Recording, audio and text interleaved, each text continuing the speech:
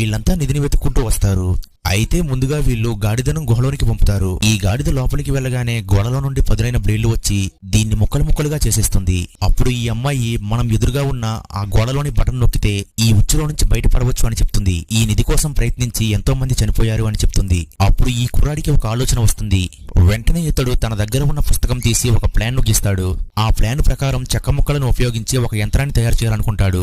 అలా కొన్ని గంటలు కష్టపడి ఇతడు ఒక యంత్రాన్ని తయారు చేస్తాడు. దీని ద్వారా ఇతడు ఆ గోడపై ఉన్న బటన్ నొక్కాలనుకుంటాడు. ఈ యంత్రం తయారైన తరువాత ఇతడు దీన్ని ప్రయోగించాలనుకుంటాడు. ఆ తరువాత మెల్లగా ఈ యంత్రాన్ని వదులుతాడు. ఇది ఆ ప్రమాదకరమైన గుహ నుండి ముందుకు వెళుతూ ఉంటుంది. కాసేపటికి ఈ యంత్రం ఆ ద్వారం వద్దకు వెళ్లి ఆగుతుంది. ఆ తరువాత ఈ యంత్రంలో నుండి ఇతను ఏర్పాటు చేసిన కర్ర బయటికి వస్తుంది. దీనికి ఉన్న పదునైన గ్రిప్ తో ఆ బటన్ నొక్కుతుంది. ఆ తరువాత వీళ్ళంతా ఆ ఉచ్చు నుండి తప్పించుకుని లోపలికి వెళ్తారు. కానీ ఇక్కడ వీళ్ళకి ఇంకొక ప్రమాదం ఎదురవుతుంది. వీళ్ళు పురాతన లోయల దగ్గరికి వస్తారు. ఆ తరువాత ఈ రాతి బ్రిడ్జి ద్వారా ముందుకు వెళ్తారు. వీళ్ళ